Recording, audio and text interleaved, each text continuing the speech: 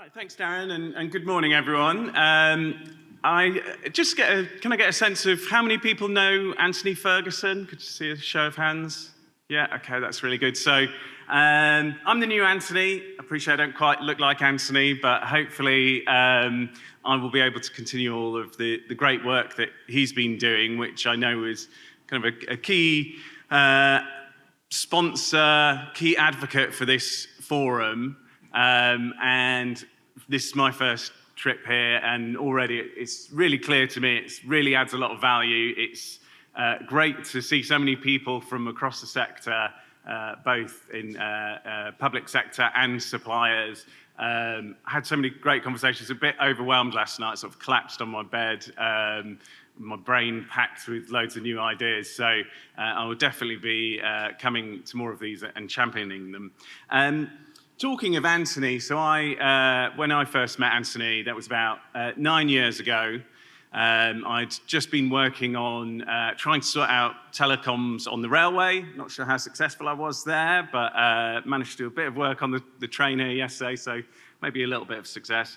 And I was setting up something called the Digital Service in DFT, which is basically a directorate to run digital services. And I came across Anthony because part of his team was running, at the time I think it was one, starting to look at building a second national digital service. And it was really intriguing to me what he was doing. And now the more I got to speak to him and the more I understood what he was doing, I realized he had a really fascinating job. So if I just explain what my job is now, that I've very lucky to have taken over from Anthony to do, we have what I think is a unique team, certainly in DFT, and to be honest, I haven't really seen something like it across government. Maybe it's out there, but I haven't seen it, where we have all of the policymakers, the people making legislation, writing the guidance, doing grant funding, all that kind of thing, together with all of the people who are a lot more focused on the delivery side of things. So you heard from Paul yesterday, who's running these national digital services that we have, and we've got Darren, and we're running these sorts of things. And it's so fantastic to have all of these people together, because wherever we are in the cycle of trying to make stuff happen for the general public, it's something this division can do to help. We can change the laws, we can rewrite the guidance, we can, I heard a lot of times yesterday people saying we need to get better at explaining this area to politicians and getting them excited about that. That's my job, I think. You supply me with what needs to happen and why this is an exciting area, and it's my job to go and speak to ministers and explain that to them, and I think they are very excited about this kind of thing. And so, yeah, we're right in the cut and thrust of it. Only last night we were laying legislation in Parliament to allow local transport authorities to prohibit parking in their areas. Pavement parking, sorry, I should say. Not, if that gets written up, that'll be a Daily Mail headline, won't it? That'll be a mistake. No, prohibit parking on the pavement. So we're right in the cut and thrust of this legislative stuff. But, also I was grilling Darren for about 2 hours over dinner last night about what's all the stuff that we can do to support this sector as well. So I think there's a really entrepreneurial mindset that comes with a team like that, which partly, I think that's how this forum exists, but it also is how we've been able to do some really interesting stuff. And when I joined the department back in 2008,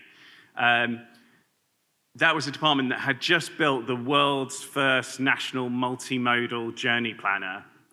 And I'm really proud of that, actually. I've been in DFT for the best part of 20 years now, and I'm proud to be part of an organisation that has that kind of history. And people, when you think about a multimodal journey planner, you probably think of Google, like they must have invented it. The DFT invented this and built this and got it out into people's hands before Google Maps existed. And that was a real case study in how you can get government to come and work with the sector to do something truly transformational that really makes a difference in people's lives. I don't think any of us could quite imagine now a world where you couldn't have access to a tool like that. It's integrated into all our phones. Everyone's using it. It's built into your, all your devices.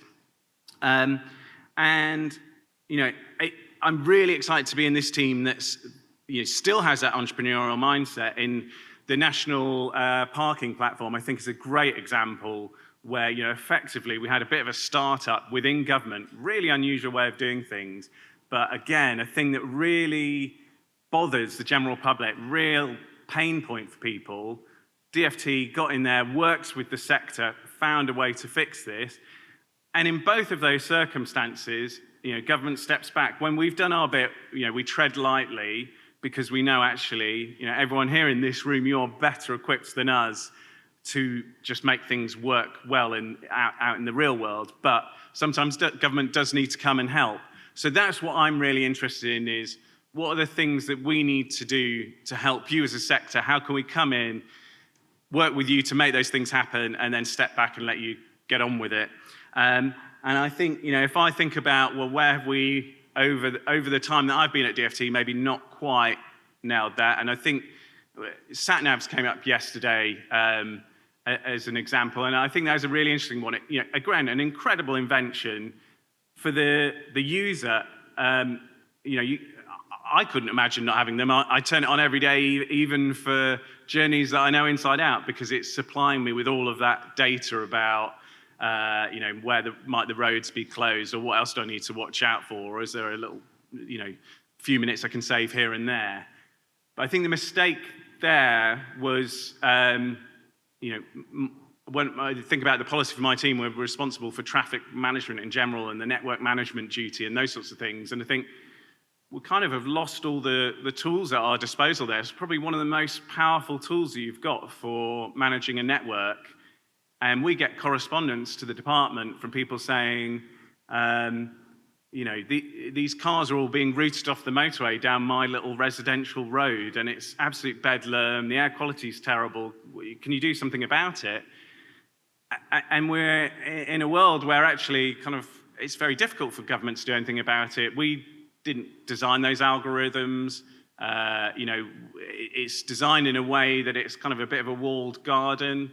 And I can understand how that situation might have arisen, and maybe we wouldn't have sat-navs if we hadn't kind of allowed it to grow in that way. But I think there's a real opportunity here, and if you were here yesterday, you would have heard a lot about connected vehicle services. And for me, that's really the opportunity here, is how do we as government work with you as the sector to really not only understand what do people need and how do we deliver it, but make sure that we do it in a way that remains open for everyone, still makes a huge difference in people's lives in a positive way, but also in a way that we can make sure is still for the public good. These services are, should be a public good and a kind of public asset. So that's why I'm really excited about connected vehicle services, because I think, when I think about those innovations that I talked about of multimodal journey planners and sat-navs, and more recently, the kind of maybe the national parking platform stuff, that kind of stuff feels like maybe we're about to get 20 or 30 or 40 of those sorts of innovations. It feels like the pace of this technological change is really coming thick and fast now. So we need to think about it in this more kind of systematic way and think about this as a kind of larger framework. So I know you've all been engaging with it really well, and we heard some great kind of feedback yesterday from all the conversations that you've been having with us about how that should work. I think today will be really exciting because we can actually go and see the kit, that's how Darren really sold it to me. He's like, come and, you can get in the vehicles and you can see it and you can see how all of this stuff works. And who doesn't love a good tech demo? So I will stop keeping you from the tech demos, because I think we all want to get out there in the beautiful sunshine and see these things. And I think Darren will come up and just tell us what we've got to look forward to. So thank you very much.